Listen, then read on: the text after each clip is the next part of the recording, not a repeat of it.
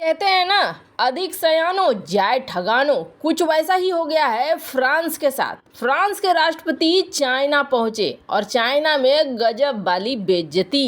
EU की प्रमुख भी उनके साथ थी और उनका तो और भी बुरा हाल हो गया। सरेआम बेइज्जती करी चाइना ने। जानेंगे क्या है मामला। और इन सब के बीच में रूस को हराने वाला अमेरिका और नाटो का टॉप सीक्रेट प्लान लीक हो गया। पेंटागन में हड़कंप सा मच गया है। जानेंगे क्या कुछ चल रहा है जियोपॉलिटिक्स में। आइए जानते हैं इन खबरों को विस्तार से। इस वीडियो को अंत तक जरूर देखिएगा। ये तो सभी को पता है, रूस यूक्रेन की लड़ाई 2-3 दिन में ही खत्म हो जाती अगर नाटो और अमेरिका की तरफ से यूक्रेन को मदद नहीं मिलता। यूक्रेन को अमेरिका और नाटो की तरफ से मदद मिल रहा था, भरपूर मिल रहा था और कहा जाता है कि इसके लिए एक पूरी योजना तैयार की गई थी। अब इस योजना से जुड़े हुए खुफिया दस्तावेज न सिर्फ लीक हो गए हैं बल्कि ऑनलाइन डाल दिए गए हैं कि दुनिया देखो किस तरीके से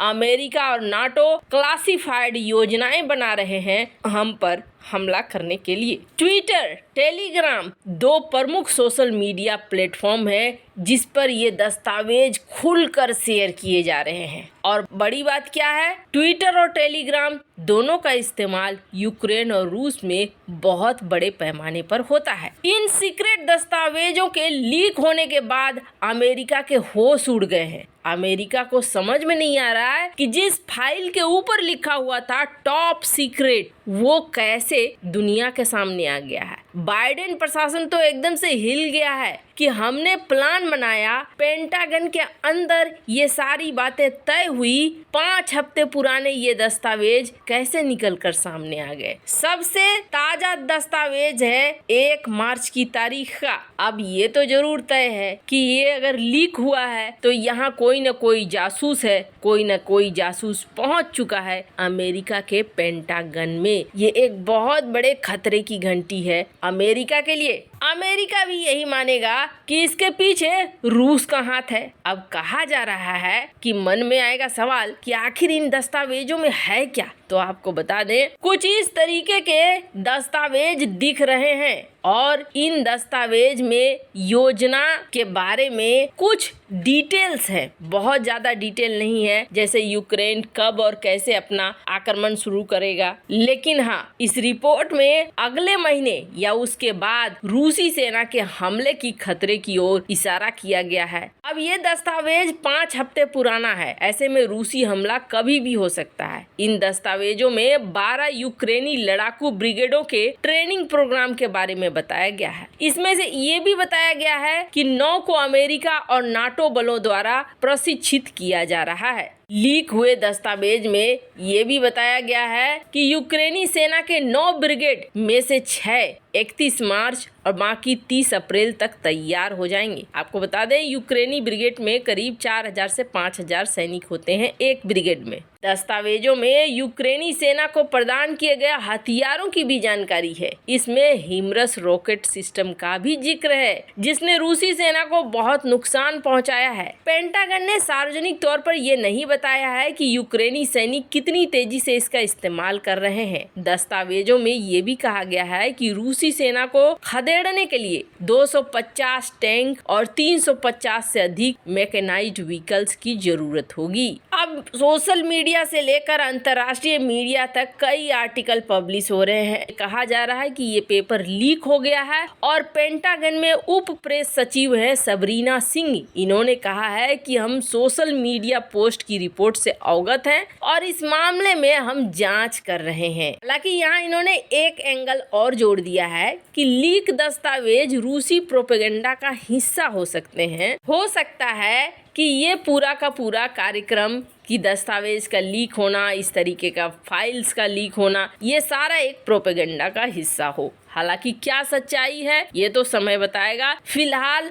अंतर्राष्ट्रीय मीडिया भी इस चीज को रिपोर्ट कर रही है कि इस तरीके की सीक्रेट दस्तावेज निकलकर बाहर आ गई है। खैर, जहाँ एक तरफ ये सब कुछ हो रहा है तो वहीं दूसरी तरफ क्या मैक्रोन ने अपनी बेइज्जती कराने का ठेका लिया हुआ है? लग तो कुछ वैसा ही रहा है। फ्रांसीसी राष्ट्रपति जो भी सोचकर पहुंचे हो चाइना, लेकिन उनका ये पहुंचना बिल्कुल भी उनके लिए राजनीतिक तौर पर सार्थक नहीं रहा। हालांकि कुछ लॉलीपॉप भी मिले हैं, पर उससे ज्यादा बड़ी बेइज्जती मिली है। दरअसल मैक्रोन पहुंचे चाइना। एक तो मैक्रोन जिस समय पहुंचे हैं उस समय को लेकर बवाल हो रहा है। स्क्रीन पर आप देख सकते हैं, ये रूस की मीडिया है, रसिया स्टेट एफिलिएट मीडिया है, यानी रूस की सरकारी मीडिया मान सकते हैं। एक तरफ ये दिखला रही है कि मैक्रोन खड़े हैं और दूसरी तरफ ये दिखला रही है कि किस तरीके से यहाँ पर विवाद हो रहा है, फ्रांस के अंदर प्रोटेस्ट हो रहा है, सेना उतरी हुई है। यानी एक तरफ घर में आग लगी हुई है और दूसरी तरफ मैक्रोन चाइना पहुंचे हैं। हालांकि चाइना में मैक्रोन का ठीक ठाक स्वागत किया जाता है।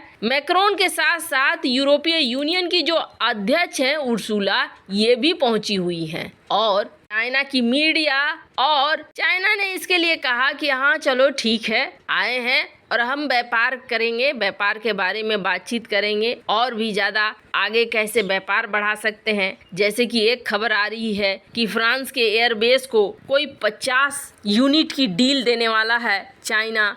तो इन सारी चीजों से फ्रांस को थोड़ा इकोनॉमिक फायदा तो जरूर होगा, पर फ्रांस ने जिस उम्मीद से दौरा किया वो उम्मीद ऐसा लगता नहीं है कि पास होने वाला है। दरअसल मैक्रोन ये सोच कर गए थे कि चाइना के ऊपर दबाव बनाएंगे यूक्रेन को लेकर और कहेंगे कि आप रूस के ऊपर दबाव बनाओ कि रूस इस युद्ध को रोके। लेकिन क्या ऐसा कुछ हुआ? आपको बता दें, ऐसा कुछ नहीं हुआ। उल्टा जब ये मिलने के लिए पहुंचे तो यहाँ पर जिस तरीके से पुतिन ने एक लंबे टेबल में बिठाया था, कुछ वैसा ही चाइना के राष्ट्रपति ने किया। किस तरीके से ट्रीटमेंट दी चाइना के राष्ट्रपति ने मैक्रोन को और उर्सुला को। ये सिर्फ एक मौका नहीं था जहाँ मैक्रोन की बेइज्जती हुई, बल्कि एक और मौका था जब ये प्रेस के लिए सामने पहुंचे। स्क्रीन पे ये वीडियो देखिए, ये छोटी सी वीडियो। इस वीडियो में आपको क्या दिखा? इस वीडियो में आपको दिखा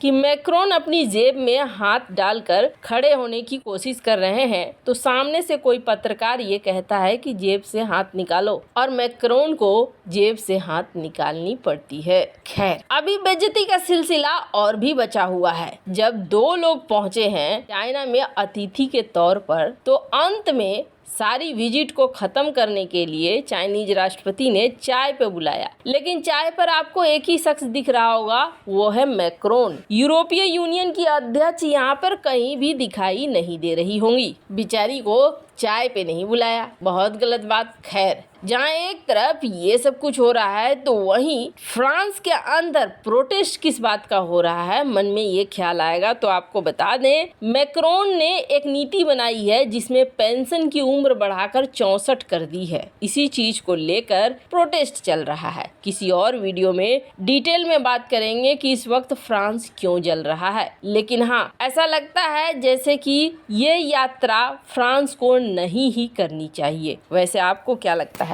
कमेंट कर जरूर बताएं।